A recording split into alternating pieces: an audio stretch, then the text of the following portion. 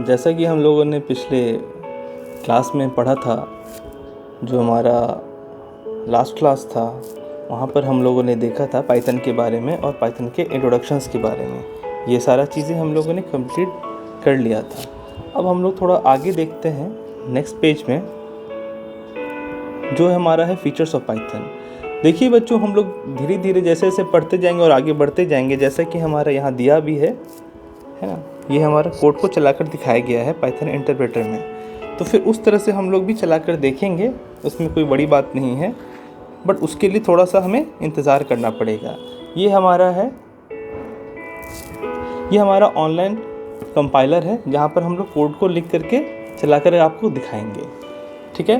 तो वहाँ पर हम लोग धीरे धीरे आगे जब बढ़ते जाएंगे तो समझते चलेंगे कैसे कैसे होगा। तो थ्योरी के साथ साथ हमारा जो प्रैक्टिकल है वो भी चलेगा। जैसे हमारा ये प्रिंट हेलो वर्ल्ड है, तो ये तो आपको शायद मालूम होगा, है ना। तो इसमें अगर हम लोग इसको शेल में जाएंगे और इसको हम लोग रन करेंगे तो हमारा हेलो वर्ल्ड प्रिंट होकर आ गया, ठीक है। तो इस तरह से हम लोग इसको देख सकते हैं। चलिए फिर वापस हम लोग थोड़ी पढ़ाई कर लेते हैं, आगे बढ़ते हैं, ठीक है। तो फिर हमारा जो था पाइथन हम लोगों ने पढ़ लिया था। फीचर्स ऑफ पाइथन हमें पढ़ना है। तो फीचर्स ऑफ पाइथन में हम लोग को देखते हैं कि क्या क्या फीचर्स है, मतलब फीचर्स की मतलब क्या होती है कि खासियत क्या क्या है। फीचर्स मतलब क्या होता है, खासियत क्या क्या है। तो पाइथन क्या एक हाई लेवल लैंग्वेज है, हम लोगों ने शुरू में बोला था। थोड़ा सा लैंग्वेज को भी आज देखते हैं। लैंग्वेज बेसिकली बेसिक कैटेगरी है हमारा। वो लैंग्वेज दो भाग में बांटा गया है, लो लेवल और एक हाई लेवल। और लो लेवल को फिर से फर्दर डिवाइड किया गया था, वो हमारा था assembly language and machine language. और इधर है हमारा हाई लेवल लैंग्वेज को फर्दर हमें डिस्ट्रीब्यूट नहीं किया गया था, ठीक है। तो पाइथन किसके अंदर आता है, हाई लेवल लैंग्वेज के। तो पाइथन एक हाई लेवल लैंग्वेज है। और हाई लेवल लैंग्वेज क्या होता है, जिस लैंग्वेज को यूज़र यूज़ करता है उसमें कोड लिखने के लिए। यूज़र बोलें, कोडर बोलें, प्रोग्रामर बोलें, है ना। तो कोडर क्या करेगा, कोड लिखेगा, प्रोग्रामर क्या लिखेगा, प्रोग्राम लिखेगा। तो बात तो एक ही है ना।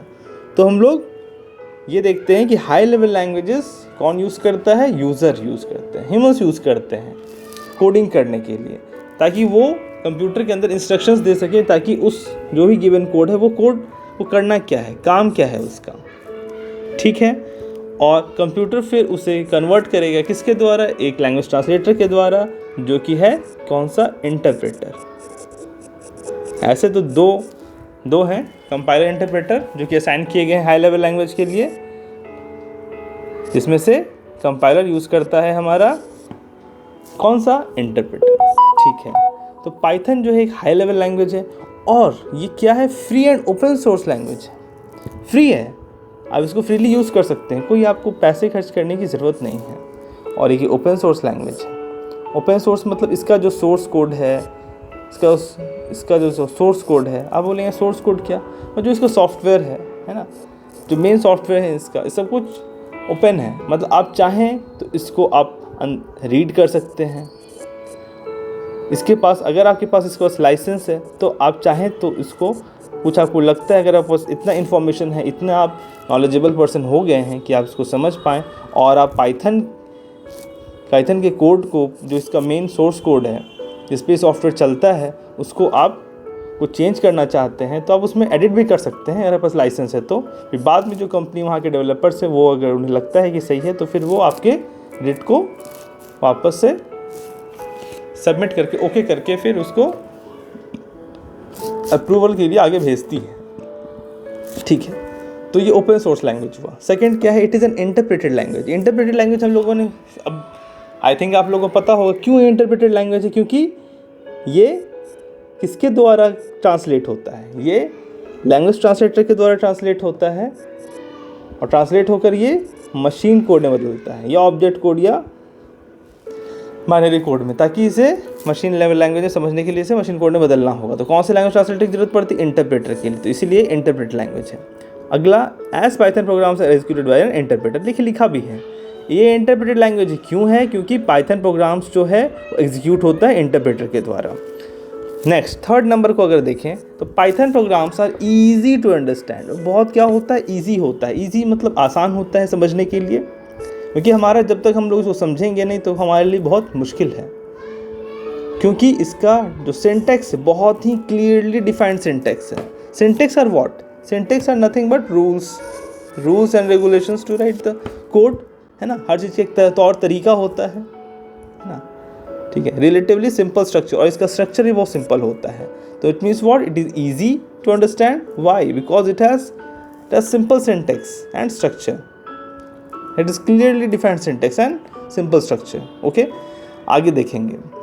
जिन बच्चों को अगर हिंदी में दिक्कत आ रही है, मेरा मानना है कि अगर हम लोग हिंदी में समझ पाते हैं तो फिर इसको हिंदी इंग्लिश और हम लोग मिक्स करके चलेंगे। आज से हमें कोई दिक्कत नहीं है, हिंदी इंग्लिश मिक्स करके चलेंगे, और जहाँ पर किसी कोई दिक्कत होगी वो हम लोग देख लेंगे, ठीक है। Python is a case sensitive language also. What is the meaning of case sensitive? Case sensitive का मतलब क्या होता है? केस सेंसिटिव का मीनिंग ये है कि जो भी हम लोग वहाँ पर लिखते हैं, जैसे HTML के बारे में आप जानते होंगे। HTML एक लैंग्वेज है, हाइपर टेक्स्ट मार्कअप लैंग्वेज। वहाँ पर जो भी लिखेंगे HTML, है ना, जो भी हम लोग लिख रहे हैं टेबल, TD, TR, बहुत सारे टैग हैं उसके अंदर। तो जो भी हम लोग लिखते हैं वहाँ पर अगर case sensitive means there are 2 cases. How many cases? 2 cases are there. One is lower case and one is upper case. Lower case मतलब स्मॉल में ABCD और अपर केस कैपिटल में ABCD। तो अगर हम स्मॉल में लिखें चाहे हम लोग कैपिटल में लिखें तो वहाँ पर प्रॉब्लम नहीं होगी, है ना। कब नहीं होगी? जब रहेगा it is not case sensitive. तो हमारा जो HTML है it is not a case sensitive language, but हमारा पाइथन क्या है? केस सेंसिटिव है। It means what? अगर ये कैपिटल समझ रहा है तो सिर्फ वो कैपिटल समझेगा, और अगर वो स्मॉल समझ रहा है तो फिर वो स्मॉल समझेगा। इट मीन्स कि अगर मैंने इंग्लिश में राहुल लिखना है कैपिटल RAHUL लिखा, और एक मैंने स्मॉल में RAHUL लिखा, तो हमारे लिए तो दोनों राहुल एक है, बट पाइथन के लिए ये दोनों राहुल डिफरेंट हैं। क्यों डिफरेंट है? क्योंकि ये हमारा कैपिटल R है और ये हमारा स्मॉल r है। तो ये केस सेंसिटिव है, ये सेंसिटिव है, इसे प्रॉब्लम हो गई एक स्मॉल और एक कैपिटल से। बट HTML में अगर हम लोग स्मॉल में राहुल लिखें चाहे कैपिटल में राहुल लिखें, दोनों बातें की it is not case sensitive, but Python is case sensitive. दोनों अलग चीज़ें हो जाती हैं। अब जैसे ये मैंने कैपिटल लिखा तो ये तभी भी अलग हो गई। अब चाहे मैं अगर ऐसे लिखता तब तो ये अलग है ही, है ना। तो कहने का मतलब वही है, कैपिटल में लिखें चाहे स्मॉल में लिखें, ठीक है। और हम लोग अब थोड़ा समझें इसको, तो फिर हम लोग ये देखते हैं कि आगे क्या लिखा है पाइथन। हाँ, फॉर एग्जांपल नंबर, यहाँ पर हम देख रहे हैं for example number and number are not same in Python. Means जो कैपिटल में नंबर है और स्मॉल में नंबर है वो सेम नहीं है। क्यों सेम नहीं है? अभी हम लोगों ने देख लिया क्यों सेम नहीं है वो, ठीक है, ये हम लोगों ने देख लिया।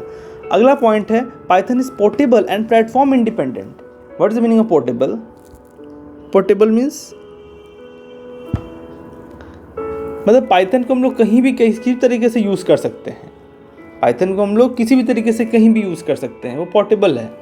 And platform independent, platform means basically it is talking about OS, means operating system.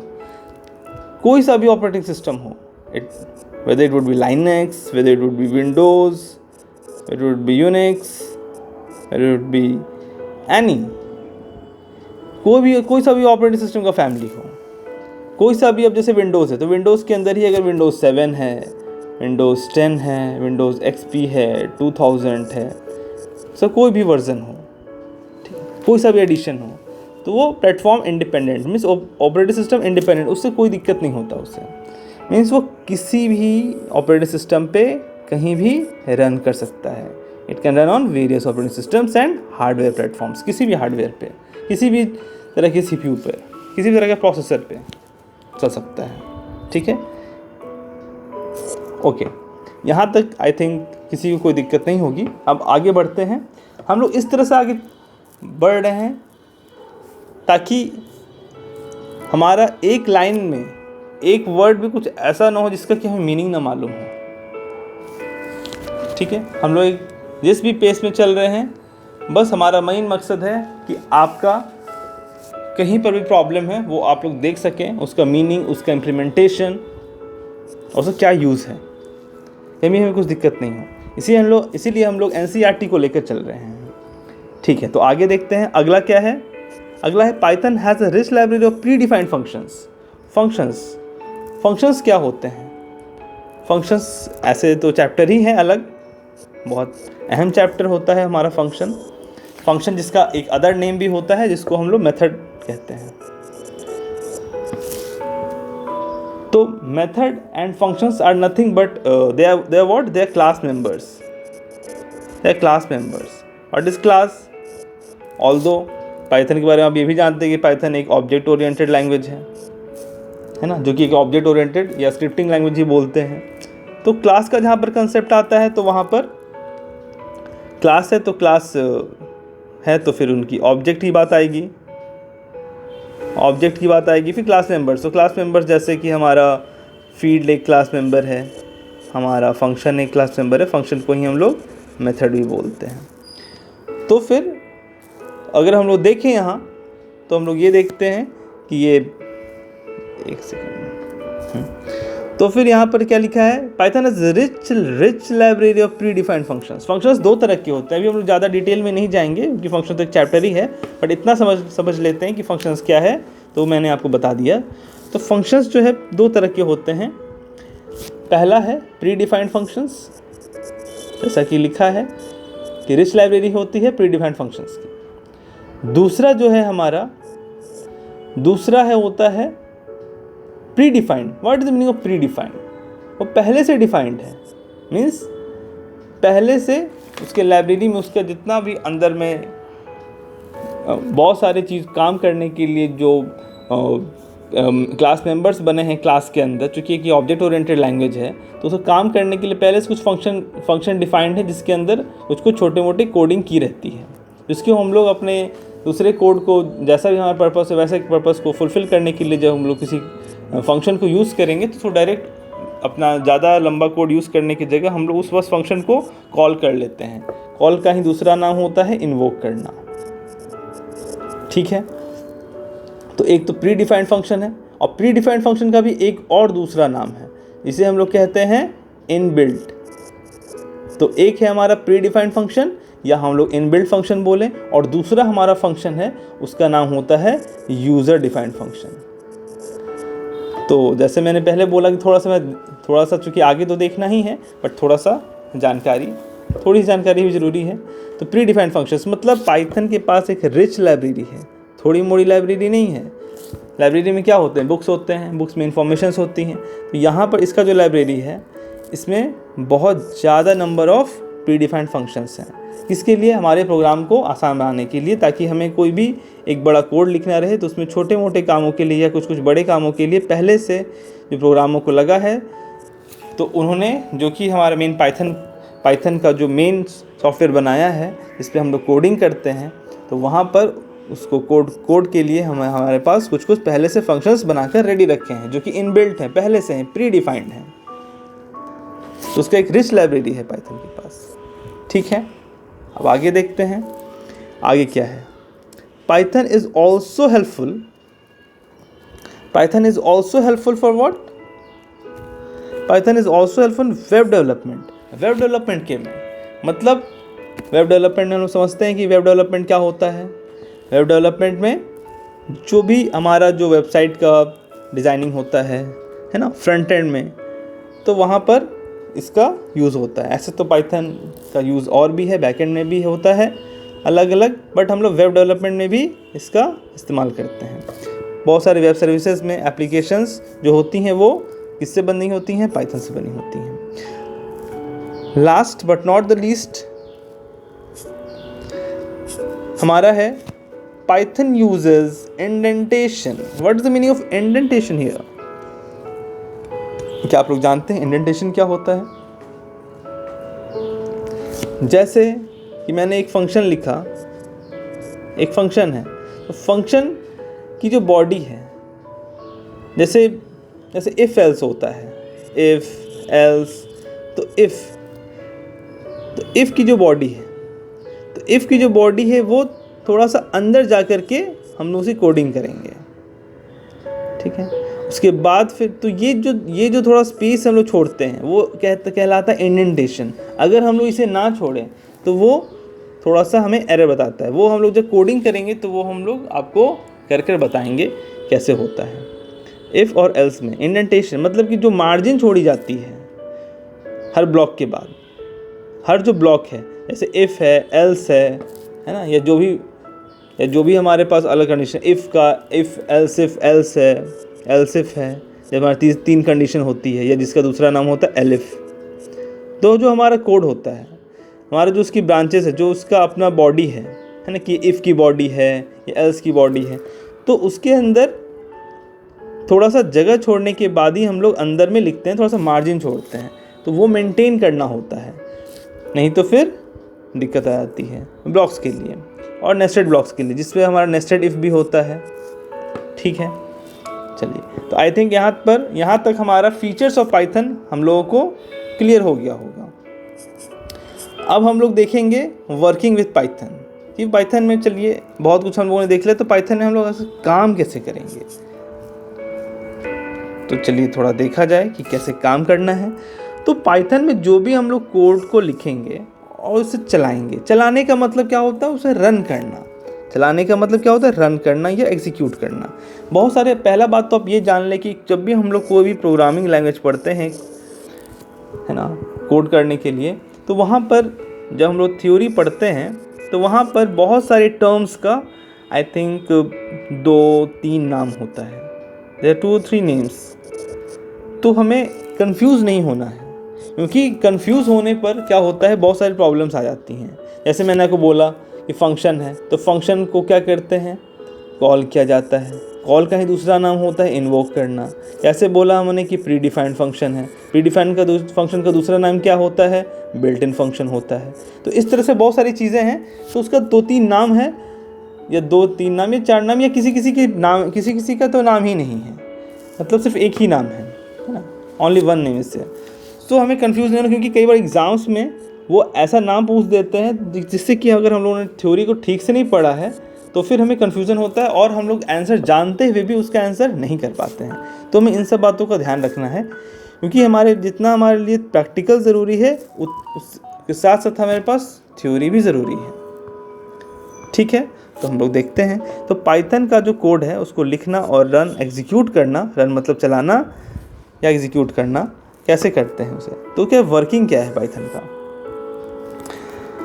तो लिखा है टू राइट एंड रन और execute a Python program we need to have Python interpreter. Obvious बात हमने बोला था कि किस पे हम लोग लिखते हैं, पाइथन इंटरप्रेटर पे लिखते हैं, ठीक है, जो इंस्टॉल्ड हो। तो ये है, अब देखिए, जो अब मैंने जैसे आपको बताया यहाँ पर, है ना, जैसे मैंने आपको यहाँ पर बताया था कि यहाँ पर हमारे पास क्या है, ये है। तो ये जो है हमारा, ये हम लोग ऑनलाइन चला रहे हैं। ये जो हमारा कोड है लिखा हुआ, एक सिंगल लाइन ऑफ कोड है, तो इसे हम लोग क्या चला रहे हैं, ऑनलाइन चला रहे हैं। मैंने यहाँ पर इसे इंस्टॉल नहीं किया है, ठीक है, वो अलग बात है, हमारे दूसरे लैपटॉप में। मगर यहाँ पर हम लोग जो चला रहे हैं इसे ऑफलाइन मोड में नहीं, ऑनलाइन मोड। और जब हम लोग ऑफलाइन मोड में चलाएंगे तो ऑब्वियस बात है कि हम इसे डाउनलोड करके इसे इंस्टॉल करना होगा, ठीक है।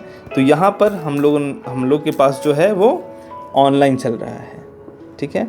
और जब यहाँ पर हमें चलाना है, ये जो बता रहा है कि उसे इंस्टॉल करेंगे, तो वो ऑब्वियस बात है वो ऑफलाइन मोड में होगा। तो पहले ऑफलाइन मोड में हमें उसे इंटरनेट से डाउनलोड करना होगा, और डाउनलोड करने के बाद उसे इंस्टॉल करना हो। तो उसकी तो प्रोसेस भी होती है, और किसी को उसे प्रॉब्लम होगा तो वो मैं बता दूंगा आगे कि कैसे हम लोग डाउनलोड करते हैं, क्या क्या उसे वर्जन होता है, कौन से, फिर वो बाद में बिट पूछता है, कौन सा बिट होता है, जैसे 32 बिट है, 62 बिट होता है, कौन सा इंस्टॉलर हमें डाउनलोड करना है, ठीक है। उसके बाद फिर हम लोग इसको इंस्टॉल कर लेते हैं। ऑफलाइन मोड के लिए है ये, और नॉर्मली तो सब अच्छे से करने के लिए तो हमें ऑफलाइन ही होता है, ठीक है। तो अभी हम आपको हमारा मेन अभी मकसद है आपको सारा कोड्स को समझाना और उसे चलाकर दिखाना, ठीक है। तो हम लोग इससे भी चलाएंगे, आपको ऑनलाइन मोड में चलाकर दिखाएंगे, ठीक है। तो आगे देखते हैं। आई थिंक यहाँ तक किसी को कुछ परेशानी नहीं होगी। इधर तो हम लोगों ने कवर कर लिया था, है ना। और देखिए बच्चों, हम लोग जो चैप्टर 5 पढ़ रहे हैं कि मेनली हमारे पहले पाइथन को हम लोग क्लियर कर रहे हैं और इससे जो रिलेटेड टॉपिक्स हैं उसको हम आगे देखते जाएंगे। और पाइथन का ये चैप्टर पहला है पाइथन के इस एंगल से, चैप्टर क्लास 11 का, ठीक है। तो लिखा है कि इसको हम लोग इंस्टॉल करके किस पे चलाएंगे, पाइथन इंटरप्रेटर पे चलाएंगे। एंड देखिए ये भी लिखा है यहाँ पर, और we can use any online Python interpreter also. हम लोग किसी अगर ऑनलाइन मोड में चलाना है, मैं वो सच बताऊँ, मैं ये लाइन देखा नहीं था, है ना, कि ये लाइन यहाँ यूज़ किया गया है। क्योंकि देखिए मैं आपको, आप पहले बात ये समझें कि मैं आपको जो यहाँ बता रहा हूँ इस बुक का एक एक लाइन बता रहा हूँ, क्योंकि आप शायद जानते होंगे या शायद नहीं भी जानते होंगे, बट आप ये जान लें कि NCERT is the main base. किसी भी कॉम्पिटिटिव एग्ज़ाम में या आपका बोर्ड में या आपका किसी भी आप फील्ड में चले जाएं, मेन हमारा बेस होता है NCERT। तो इसका एक लाइन इस दूसरे बुक के आई थिंक एक पेज के बराबर भी हो सकता है, या फिर ये भी हो सकता है कि यहाँ जो लिखा हो वो कहीं और ना लिखा हो। बहुत सारी चीज़ें होती हैं, इसीलिए मैं इन डेप्थ चल रहा हूँ, स्लोली चल रहा हूँ, और एक एक वर्ड को अगर मुझे स्ट्रेस लग रहा है तो वहाँ पर मैं टाइम दे रहा हूँ, अगर वहाँ पर नीड है तो फिर मैं उसमें टाइम दे रहा हूँ, अगर नीड नहीं तो फिर मैं उससे कम टाइम में ही आगे बढ़ जाऊँगा, ठीक है। तो फिर चलिए देखते हैं। तो यहाँ पर लिखा है कि ऑनलाइन भी हम लोग पाइथन को इसको रन कर सकते हैं। अगला है the interpreter is also called Python shell. जो इंटरप्रेटर होता है इसे हम लोग पाइथन शेल के नाम से भी जानते हैं। इंटरप्रेटर क्या है, हमारा लैंग्वेज ट्रांसलेटर है, जो क्या कर रहा है, छोटी छोटी बातों को हम लोग बीच में रिवाइज भी कर लेंगे अगर जो हम लोगों ने पहले पढ़ रखा है, और जो नई चीज़ें होंगी उसको हम लोग थोड़ा बताते भी जाएंगे। और वैसी चीज़ें जो आगे नहीं होंगी तो उसको ज़्यादा डिटेल में देख लेंगे, और जो थोड़ी आगे डिटेल में होंगी या उनका खुद खास अलग अपना पर्सनल टॉपिक होगा या चैप्टर होगा तो उसे ज़्यादा डिटेल में भी नहीं देखेंगे, ठीक है। तो पाइथन शेल कहेंगे किसे, इंटरप्रेटर को। इंटरप्रेटर क्या है, एक लैंग्वेज ट्रांसलेटर है। लैंग्वेज ट्रांसलेटर क्या करता है, जो भी हाई लेवल लैंग्वेज है उसे मशीन लैंग्वेज में कन्वर्ट करने की। तो हमारे पास हाई लेवल लैंग्वेज का कौन सा लैंग्वेज पढ़ रहे हैं, पाइथन पढ़ रहे हैं, ठीक है।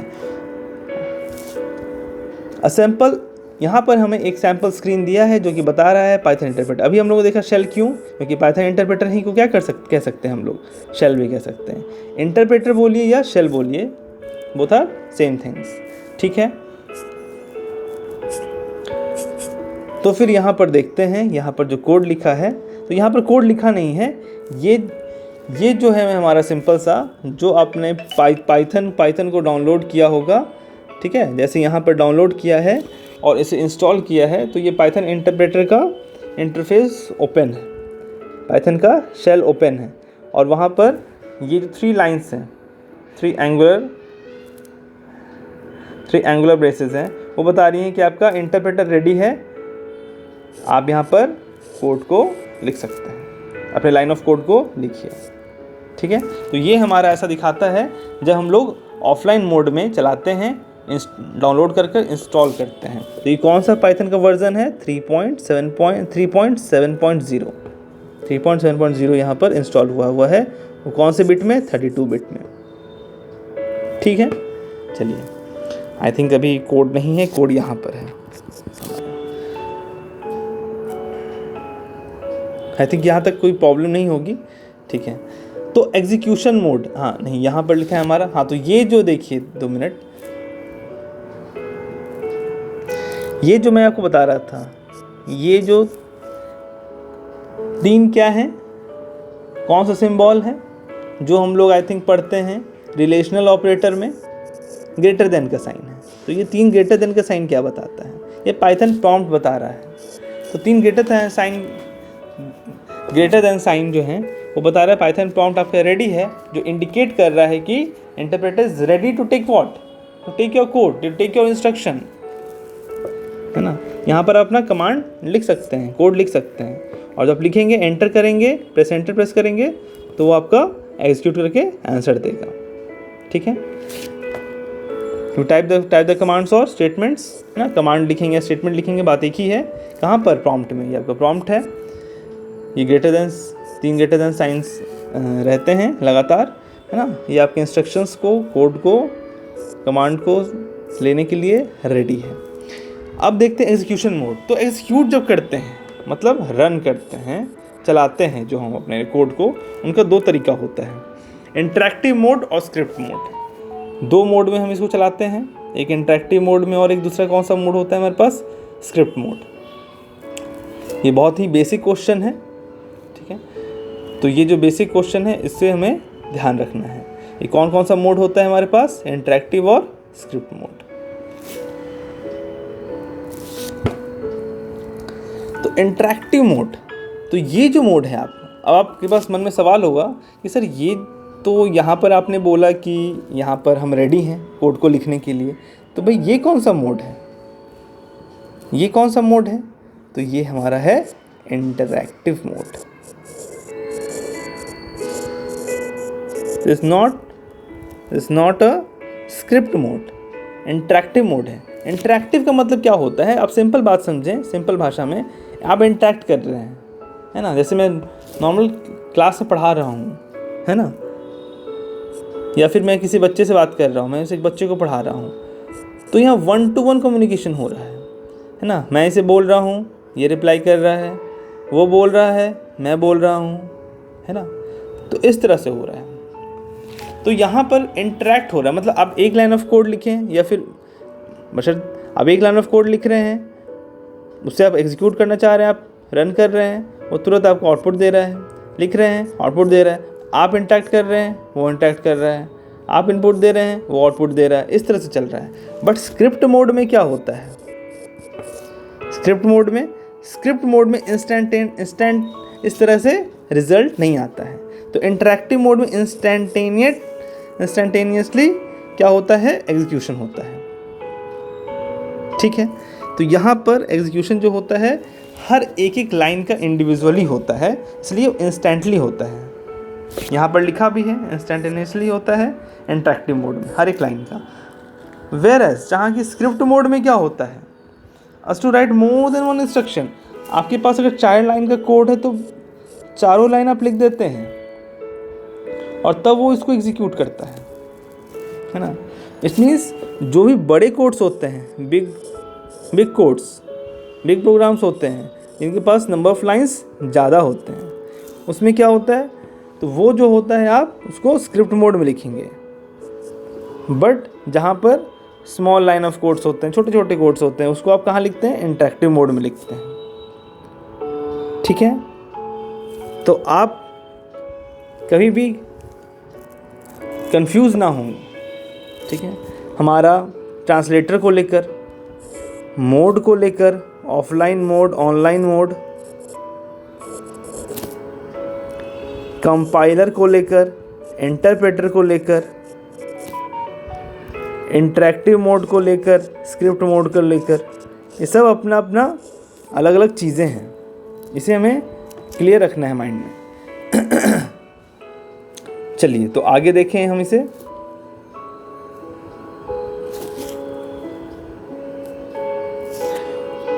तो जैसे मैंने पहले बताया अभी कि वो हम लोग जो ऊपर देख रहे थे वो कौन सा मोड था? इंटरैक्टिव, है ना। और ये वही है, तो ये इंटरैक्टिव मोड में है और ये पाइथन का प्रॉम्प्ट है। ये पाइथन का प्रॉम्प्ट है, जैसे यहाँ पर रेडी थे वहाँ पर हम लोग यहाँ पर कोड को लिखने के लिए, और यहाँ पर देखिए एक लाइन ऑफ कोड लिखा गया है। और ये क्या है? ये इंटरैक्टिव मोड है, फिर से बताया जा रहा है। और ये कौन सा है? ये पाइथन का इंटरप्रेटर है या ये पाइथन का शेल है। तो आपको ये छोटी छोटी बातें क्लियर हो रही हैं। ये पाइथन इंटरप्रेटर, पाइथन शेल, है ना, compiler, interactive mode, script mode, language translator, है ना, लैंग्वेजेस, है ना, low level language, high level language, assembly language, machine language, है ना। तो इस तरह की चीज़ों को आपको क्लियर करते जाना है। Language translator, assembler, compiler, interpreter. तो देखते हैं यहाँ पर क्या है। कुछ नहीं किया गया, 1+2 लिखा है। 1+2 एक सिंपल मैथमेटिकल स्टेटमेंट है। 1+2 इसको ऑब्वियसली आंसर क्या आएगा, 3 आएगा।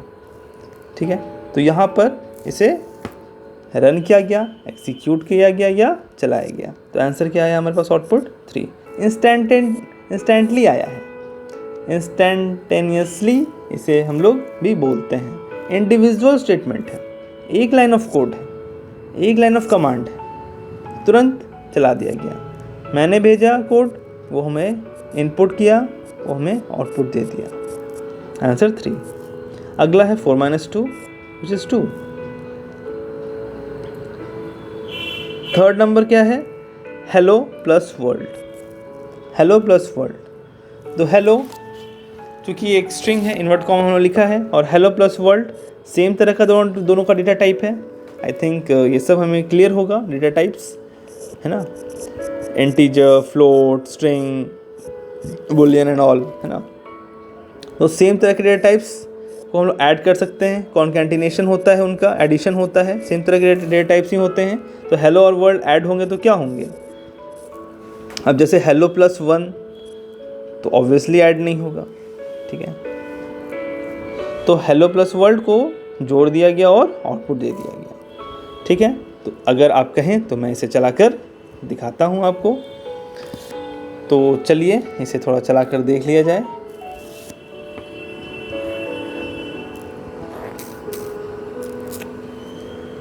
इसे हम लोग रब कर दें,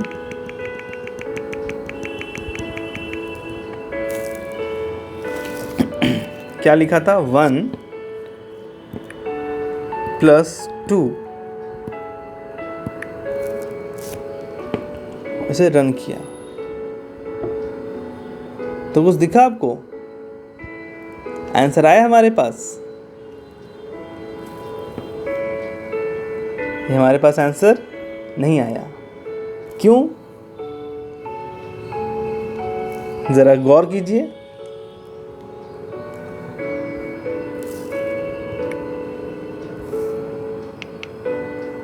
ध्यान से पढ़े होंगे उन्हें ये एरर समझ में आ जाएगी। जो थोड़ा सा भी ध्यान दिए होंगे, एक सेकेंड,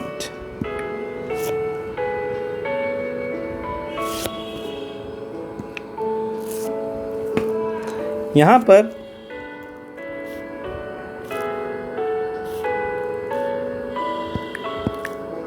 अगर मैं हेलो लिख रहा हूँ तो क्या मेरा ये हेलो प्रिंट हो रहा है वहाँ, देखिए क्या एरर आ रहा है। एरर को ज़रा ध्यान से देखें, file string line 3 in module error, name hello is not defined. Name hello defined ही नहीं है, हमें क्या करना पड़ेगा, पहले इसे डिफाइन करना पड़ेगा।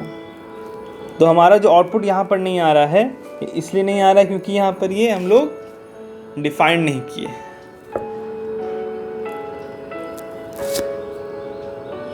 चलिए थोड़ा एक बार कोड को देखा जाए, फिर मैं आपको बताऊं। तो ये 1 + 2 जो था यहाँ पर आंसर दे रहा है, क्योंकि ये पाइथन इंटरप्रेटर कौन से मोड में चल रहा है, हमारा ऑफलाइन मोड में चल रहा है। ठीक है, बट वहाँ पर थोड़ी सी प्रॉब्लम हुई। ठीक है, उसको हम लोग चला कर देखते हैं। ठीक है, आगे क्या है, working in interactive mode is convenient for testing a single line code. Convenient होता है, आसान होता है सिंगल लाइन कोड चलाने के लिए, और इंस्टेंटली एग्जीक्यूट होता है हमारा कोड इंटरेक्टिव मोड में। 2 मोड पढ़ा था हमने, इंटरेक्टिव और स्क्रिप्ट मोड। कन्वीनियंट होता है, आसान होता है सिंगल लाइन ऑफ कोड चलाने के लिए, but in the interactive mode we can not save the statements. तो चूँकि इंटरेक्टिव मोड में हम जान रहे हैं कि कोड्स वगैरह इतने बड़े नहीं होंगे, ये बड़े बड़े कोड्स कहाँ होंगे, स्क्रिप्ट मोड में, और स्मॉल लाइन ऑफ कोड्स कहाँ होंगे हमारे पास, इंटरेक्टिव मोड में, क्योंकि हमें इंटरेक्ट करना है, इनपुट देना है, आउटपुट लेना है, आंसर तुरंत चाहिए, तुरंत हमें रिजल्ट चाहिए।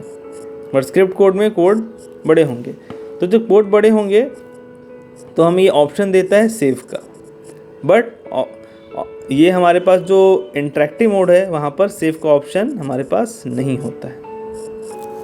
ठीक है, तो इंटरेक्टिव मोड में हमारा सेव करने का स्टेटमेंट्स को, ताकि, और सेव क्यों करते हैं, ताकि फ्यूचर में इसे हम लोग यूज़ कर सकें, रीटाइप ना करना पड़े। तो फ्यूचर यूज़ की बात होती है, क्योंकि कोड हमारे बस बड़े होते हैं। अब ऐसा नहीं है कि कोड बड़े होते हैं तो सिर्फ हम लोग बड़ा लिखेंगे, छोटा नहीं लिख सकते। छोटा तो लिख ही सकते हैं, ठीक है, बट ऑब्वियसली सेव नहीं कर पाएंगे। अब ऑफलाइन मोड में भी ऐसा नहीं है कि हम लोग यहाँ पर छोटा कोड लिखते हैं तो बड़े बड़े कोड्स नहीं लिख सकते हैं, बट लिखेंगे तो सेव नहीं कर पाएंगे। क्योंकि कोई भी अगर बड़ा काम करते हैं, है ना, बड़ा लाइन ऑफ कोड लिखते हैं, तो फिर हम चाहते हैं कि थोड़ा सा उसे हम लोग सेव करके चलें फ्यूचर यूज़ के लिए। तो सेव की ऑप्शन हमारे पास नहीं रहती है इंटरेक्टिव मोड में। तो जहाँ सेव की ऑप्शन रहती है इसीलिए हम लोग प्रेफर करते हैं जहाँ सेव का ऑप्शन रहता है, ताकि हम लोग फ्यूचर में उसे यूज़ कर सकें, रीयूज़ कर सकते हैं, है ना, रीटाइप ना करना पड़े। तो बड़े बड़े कोड्स को हम लोग स्क्रिप्ट मोड में लिखते हैं और छोटे कोड्स को हम लोग इंटरेक्टिव मोड में लिखते हैं, ठीक है। हाँ, तो जहाँ तक अब सेव की बात आती है, तो जब हम लोग सेव करते हैं कौन से मोड में, स्क्रिप्ट मोड में, तो सेव करेंगे तो फाइल का नाम होगा। पहले आप जानते हैं कि कोई भी फाइल होता है उसके दो पार्ट्स होते हैं, है ना। यहाँ पे फाइल का नेम होता है और यहाँ पर क्या होता है, उस फाइल का एक्सटेंशन होता है। इस भी टाइप का वो है, जैसे कोई इमेज फाइल है तो उसका अलग अलग एक्सटेंशन होगा, IMG, है ना, PNG, है ना, JPG, है ना, JPEG, ठीक है। तो यहाँ पर इसका एक्सटेंशन क्या होता है, हम लोग जो भी फाइल सेव करेंगे फाइल का एक्सटेंशन क्या होगा, .py, ठीक है। वो सब कुछ हमारा यहाँ दिया हुआ है, अब हम लोग इसको पढ़ेंगे, है ना। In the script mode we can write a Python program in a file and save it, लिखेंगे और सेव करेंगे स्क्रिप्ट मोड में, ठीक है। और इंटरप्रेटर क्या करेगा, उसे फिर एग्जीक्यूट करेगा। Python scripts are saved as file name has extension .py, मैंने बता दिया आपको। By default Python scripts are saved in the Python installation folder। और by default जो सेव होगा, जो उसका पाथ होगा फाइल का, वो कहाँ पर सेव होगा, Python installation folder में। और फिर जब सेव हो गया उसको एग्जीक्यूट करने के लिए, रन करने के लिए, चलाने के लिए स्क्रिप्ट को, उस कोड को या प्रोग्राम को वी कैन आइदर, यहाँ पास ऑप्शंस हैं, है ना।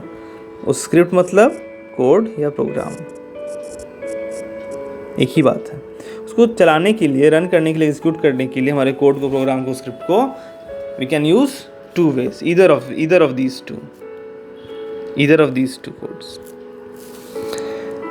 First is type the file name along with the path. File name type करेंगे पाथ के साथ, है ना। If the name of the file is like this, जैसे कि ये फाइल का नाम है और ये उसका क्या एक्सटेंशन है, तो क्या करेंगे, फाइल का नाम लिखेंगे, फिर type the file name with the path at the prompt and then what, extension। We can otherwise open the program directly from IDLE as shown in the figure 5.3। या फिर हम लोग क्या कर सकते हैं कि डायरेक्ट उसके IDLE से, ये हमारा IDLE है। IDLE क्या होता है, देखिए जैसे कोई बात आया समझ लेना है। इंटीग्रेटेड डेवलपमेंट लर्निंग इन्वायरमेंट, ठीक है। तो आइडियली में मतलब जैसे कि कैसे हम लोग वर्ड वगैरह यूज़ करते हैं, तो यहाँ पर जैसे फाइल लिखा है, तो फाइल लिखा है तो वहाँ पर फाइल में ही जा कर के हमारे पास जो भी फाइल्स हैं, है ना, उसको हम लोग ओपन कर लेंगे, अलग अलग जो फाइल्स होंगे, तो यहाँ पर भी कर सकते हैं। तो क्या लिखा है, we can otherwise open the program directly from the ideally as shown in figure 5.3। तो फिगर 5.3 में जाकर दिखाया जा रहा है हमें कि हम लोग डायरेक्ट आइडियली से उस फाइल को उठा लिए, ठीक है, और उसे हम लोग एग्जीक्यूट कर रहे हैं। एग्जीक्यूट करने का एक ये तरीका हुआ, या फिर प्रॉम्प्ट में जा कर के हम लोग क्या कर रहे हैं, फाइल को लिख रहे हैं, है ना, अलॉन्ग विद एक्सटेंशन, और डॉट देने के बाद नाम डॉट एक्सटेंशन प्रॉम्प्ट में। अब ये हमारे पास कह रहा है कि जब हम लोग स्क्रिप्ट मोड में काम कर रहे हैं तो जो फाइल हम लोग सेव कर देते हैं, तो सेव करते हैं तो हमारे पास उसको चलाने के लिए यहाँ पर एक रन का ऑप्शन भी आता है ना।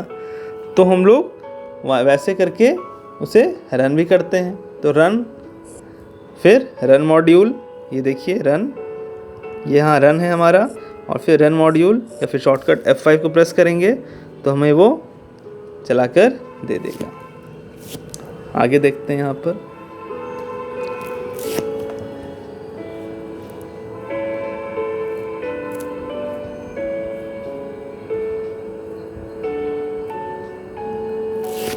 हाँ, the output appears on the shell as shown in the figure 5.5। Output हमारे पास कुछ इस तरीके से आएगा जैसे हमारे पास दिया गया है, ठीक है। 5.5 कहाँ पर है, यहाँ पर है। तो आप ये देखें कि हमारे पास ये कोड है, ठीक है। ये पाइथन सोर्स कोड है ना, जिसको हम लोगों ने चलाया है और यहाँ चलाया है आइडियली मोड में, फाइल के अंदर जा कर के फाइल के नेम से मैंने चलाया है इसको, या फिर आप प्रॉम्प्ट से चला सकते हैं इसे। तो फाइल का नाम डॉट फाइल का एक्सटेंशन, तो ये फाइल है जिसमें 2 लाइन का कोड लिखा है। ये कौन सा मोड है, इंटरेक्टिव मोड है। कौन से मोड में कोडिंग की जा रही है, इंटरेक्टिव मोड में की जा रही है या स्क्रिप्ट मोड में की जा रही है, ये स्क्रिप्ट मोड है, ठीक है।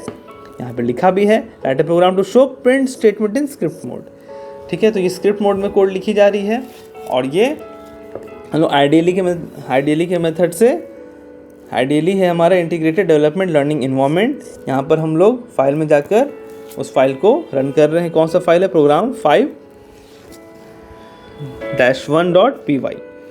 तो ये 2 लाइन का कोड है हमारा। प्रिंट फंक्शन यूज़ किया गया है यहाँ पर। प्रिंट के अंदर क्या है, उसे ब्रैकेट के अंदर इन्वर्ट कॉमा के अंदर सेव वर्ड। प्रिंट के अंदर जो भी हम लोग लिखते हैं ब्रैकेट के अंदर और वो भी डबल इन्वर्ट कॉमा के अंदर, वो एज इट इज़ प्रिंट होता है। तो फिर जब हम लोगों ने इसे रन किया है ना, यहाँ पर रन पे जाकर वो हमारा रन हो गया और ये हमारा आउटपुट इस तरह से आ गया। एग्जीक्यूशन हो रहा है स्क्रिप्ट मोड में आइडियली को यूज़ करके, और फिर हमारा ये ऑप्शन इस तरह से दे दिया। समझ गए आप लोग। ये पाइथन का सोर्स कोड फाइल है, आइडियली मोड में है। आइडियली मोड से हम इसको एग्जीक्यूट कर रहे हैं, रन कर रहे हैं, किसको, अपने कोड को, स्क्रिप्ट को, प्रोग्राम को। और ये कौन से मोड में लिखा है, इंटरेक्टिव या स्क्रिप्ट मोड में लिखा है। इसको चला रहे हैं और यहाँ पे रन का ऑप्शन है यहाँ पर, और यहाँ पे रन में गए तो रन मॉड्यूल या F5 क्लिक करेंगे, फिर एग्जीक्यूट हुआ और एग्जीक्यूट होने के बाद हमें ये आउटपुट आंसर दे दिया, ठीक है। और यहाँ पर रन होने के बाद हमें ये हमारा आंसर आ गया। यह आउटपुट है हमारा प्रोग्राम का। कौन सा प्रोग्राम, ये पाइथन सोर्स कोड, ये कोड का जो एग्जीक्यूट हो गया है स्क्रिप्ट मोड में। और ये फिर से हमारा प्रॉम्प्ट रेडी है दूसरा कोड के लिए। समझ गए आप लोग बच्चों। तो अब हम लोग यहाँ से आगे नेक्स्ट क्लास में पढ़ेंगे, क्योंकि हमारा यहाँ से नया टॉपिक स्टार्ट होता है पाइथन कीवर्ड्स, ठीक है। Thank you.